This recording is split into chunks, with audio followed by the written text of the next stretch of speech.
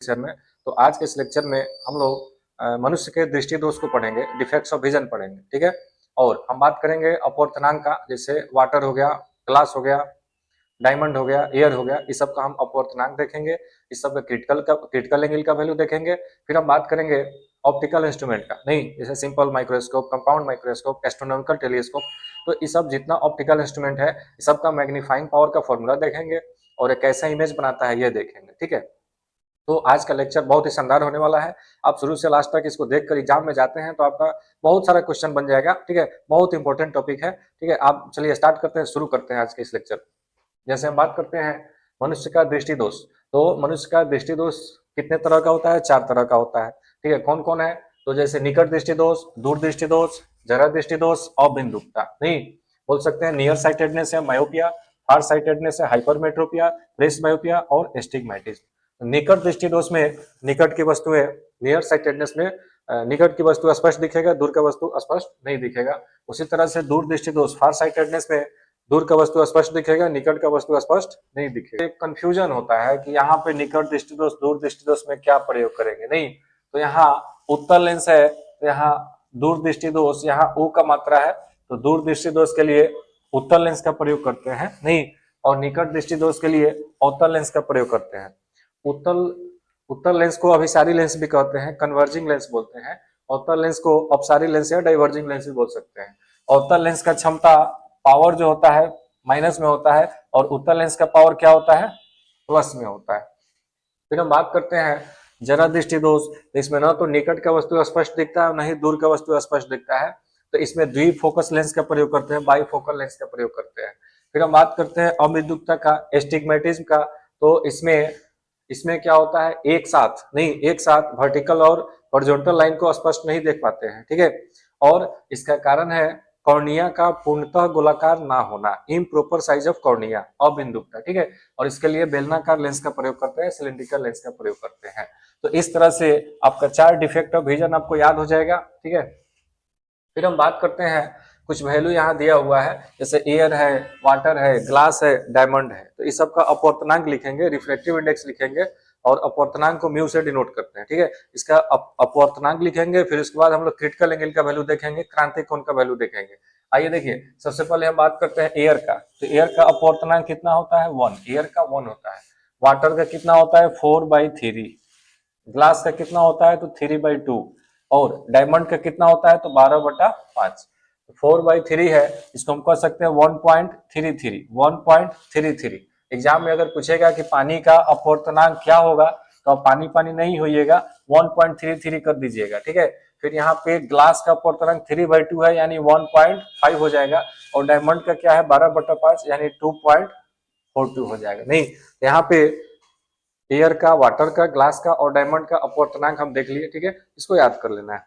फिर बात करते हैं क्रिटिकल एंगल, क्रांतिक कोण का बात करते हैं, तो क्रिटिकल एंगल जो है वाटर के लिए 48.75 डिग्री होता है। ग्लास के लिए क्रिटिकल एंगल का वैल्यू क्या होता है? 42 डिग्री होता है। और डायमंड के लिए क्रिटिकल एंगल का वैल्यू क्या होता है?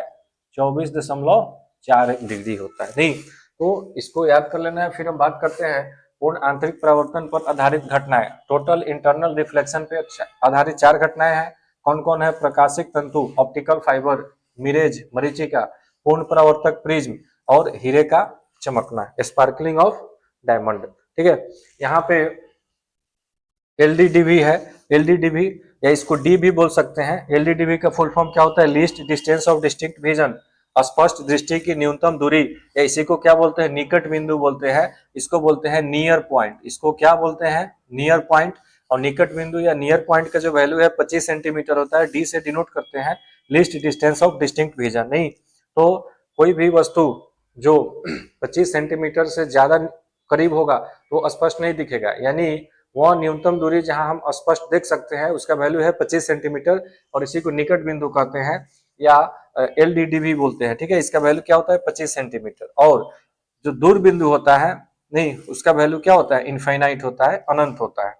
यहाँ पे 2.5 सेंटीमीटर क्या है? तो नेत्र का वह गुण जिसके कारण सिलियरी मांसपेशियों की सहायता से नेत्र अपने फोकस दूरी का समायोजन करता है ताकि किसी वस्तु का प्रतिबिंब कहाँ पे बने, रेटिना पे बने। इसी गुण को हम नेत्र की समंजन क्षमता कहते हैं। ठीक है, यानी हम कह सकते हैं कि नेत्र लेंस और रेटिना के बीच की दूरी लगभग 2.5 सेंटीमीटर बनाए रखने के लिए नेत्र लेंस अपने फोकस दूरी का समायोजन करती है। यही घटना नेत्र की समंजन क्षमता कहलाती है। ठीक है, तो यहाँ नेत्र लेंस यानी आई लेंस और रेटिना के बीच का दूरी लगभग 2.5 सेंटीमीटर होता है, लगभग 2.5 सेंटीमीटर होता है। ठीक है, चलिए आगे हम बात, या इसको हम डायमीटर भी बोल सकते हैं, आई लेंस का यहाँ पे आई बॉल का डायमीटर भी इसको बोल सकते हैं। फिर हम बात करते हैं ऑप्टिकल इंस्ट्रूमेंट का। तो क्लास 12 फिजिक्स में 3 ऑप्टिकल इंस्ट्रूमेंट पढ़ना है। कौन कौन है? Simple microscope, compound microscope, astronomical telescope.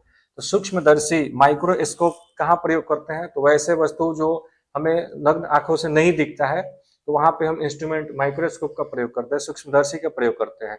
Simple microscope वस्तु को 10 गुना बड़ा करके दिखा सकता है, लेकिन जब उसको और बड़ा करना है तो वहां पे सिंपल माइक्रोस्कोप की जगह पे कंपाउंड माइक्रोस्कोप का प्रयोग करते हैं। सिंपल माइक्रोस्कोप में एक ही उत्तल लेंस होता है, ठीक है, मैग्नीफाइंग ग्लास बोलते हैं।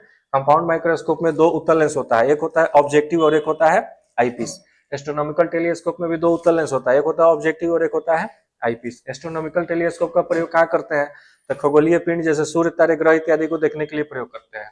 सिंपल माइक्रोस्कोप और कंपाउंड माइक्रोस्कोप, तो यहाँ हम देखेंगे मैग्नीफाइंग पावर 2 कंडीशन में। एक है निकट बिंदु यानी डी पर 25 सेंटीमीटर की दूरी पे जब इमेज बनेगा तब, और दूसरा है नॉर्मल एडजस्टमेंट सामान्य समायोजन जब इमेज कहाँ बने? अनंत पे। तो 2 कंडीशन में हम लोग मैग्नीफाइंग पावर का फॉर्मूला यहाँ पे देखेंगे। ठीक है, और यहाँ पे अंतिम प्रतिबिंब के बारे में देखेंगे, अंतिम प्रतिबिंब क्या बनेगा। तो सबसे पहले हम बात करते हैं सिंपल माइक्रोस्कोप। तो सिंपल माइक्रोस्कोप जो इमेज बनाता है, जो फाइनल इमेज बनाता है, वो आभासी, सीधा और बड़ा होता है। आभासी, सीधा और बड़ा होता है। यहाँ पे पहले इमेज के बारे में हम क्लियर करते हैं। तो अंतिम प्रतिबिंब सिंपल माइक्रोस्कोप जो फाइनल इमेज बनाता है वो आभासी, सीधा और बड़ा होता है। ठीक है, कंपाउंड माइक्रोस्कोप और एस्ट्रोनॉमिकल टेलीस्कोप ये भी क्या बनाता है? आभासी, आभासी नहीं, ये भी बड़ा बनाता है, ये भी बड़ा बनाता है, ये भी बड़ा बनाता है। यानी इन तीनों में एक चीज कॉमन है कि चाहे सिंपल माइक्रोस्कोप हो, चाहे कंपाउंड, चाहे एस्ट्रोनॉमिकल टेलीस्कोप, तीनों का तीनों इमेज क्या बनाता है? आभासी बनाता है। तीनों का तीनों इमेज क्या बनाता है? बड़ा बनाता है। ठीक है, लेकिन एक अंतर क्या है कि सरल सूक्ष्मदर्शी नहीं, सरल सूक्ष्मदर्शी सीधा बनाता है, लेकिन कंपाउंड माइक्रोस्कोप और टेलीस्कोप ये उल्टा बनाता है। क्या बनाता है? उल्टा बनाता है। यही अंतर है। और क्यों उल्टा बनाता है हम अभी बताते हैं। जैसे सिंपल माइक्रोस्कोप में एक ही लेंस होता है, एक ही लेंस होता है, ठीक है, तो आभासी, सीधा और बड़ा बनाता है। लेकिन कंपाउंड माइक्रोस्कोप में 2 लेंस होता है, 2 उत्तल लेंस होता है, एक होता है ऑब्जेक्टिव और एक होता है आईपीस। ऑब्जेक्टिव ऑब्जेक्टिव का फोकस दूरी कम होता है, आईपीस का फोकस दूरी बड़ा बनाता है। तो ऑब्जेक्टिव अपने सामने स्थित वस्तु का प्रतिबिंब बनाता है, वास्तविक और उल्टा और बड़ा। ठीक है, और फिर उसके प्रतिबिंब को आईपीस ऑब्जेक्ट मान करके फाइनल इमेज बनाता है, और वो जो फाइनल इमेज होता है प्रारंभिक वस्तु की अपेक्षा क्या होता है? उल्टा होता है, बड़ा होता है और आभासी होता है। फिर यहाँ बात करते हैं टेलीस्कोप में। तो टेलीस्कोप में भी 2 लेंस होगा, 2 उत्तल लेंस होगा, एक होगा ऑब्जेक्टिव और एक होगा आईपीस। तो टेलीस्कोप में जो ऑब्जेक्टिव लेंस होता है वो बड़ा होता है, लेकिन कंपाउंड में क्या होता है? छोटा होता है। आईपीस बड़ा होता है कंपाउंड में, लेकिन टेलीस्कोप में ऑब्जेक्टिव लेंस बड़ा होता है और आईपीस क्या होता है? छोटा। तो टेलीस्कोप क्या करता है? टेलीस्कोप का जो ऑब्जेक्टिव लेंस है अनंत से आने वाले वस्तु का प्रतिबिंब फोकस पे बनाता है, वास्तविक बनाता है, उल्टा बनाता है और छोटा बनाता है। ठीक है, और फिर टेलीस्कोप का जो आईपीस है वो इस वस्तु का अंतिम प्रतिबिंब बना देता है, और वो अंतिम प्रतिबिंब आभासी, उल्टा और बड़ा होता है। ठीक है, चलिए मैग्नीफाइंग पावर का बात करते हैं। तो सरल सूक्ष्मदर्शी जब निकट बिंदु डी पे बनाता है तो वो m equal to 1 plus D by F, और यहाँ पे क्या हो जाएगा? m equal to D by F. Compound microscope जब डी पे बनाता है तो m equal to minus L by F O, minus L by F O into 1 plus D by F E, यानी इसी को यहाँ पे कर देंगे नहीं, और m equal to minus L by F O into D by F E. और यहाँ पे ये माइनस लगा हुआ है, तो माइनस इसलिए लगा हुआ है कि प्रतिबिंब उल्टा बन रहा है। ये माइनस साइन ये दिखा रहा है कि प्रतिबिंब क्या बन रहा है? उल्टा। फिर हम बात करते हैं एस्ट्रोनॉमिकल टेलीस्कोप। तो इसको क्या कर देना है? उल्टा कर देना है, 1 plus F E by D minus L by F O, M equal to minus F O by F E. F O मतलब ऑब्जेक्टिव का फोकस दूरी और एफ ई मतलब आई पीस का फोकस दूरी। तो यहाँ पे माइनस, यहाँ भी जो माइनस है ना, ये माइनस बता रहा है कि यहाँ पे प्रतिबिंब क्या बन रहा है? उल्टा बन रहा है। ठीक है, तो ये जो लेक्चर है ये क्लास 10th के लिए भी है, क्लास 12th के लिए भी है, और किसी भी कंपटीशन एग्जाम के लिए उतना ही इंपॉर्टेंट है। ठीक है, तो चलिए आज के लिए इतना ही।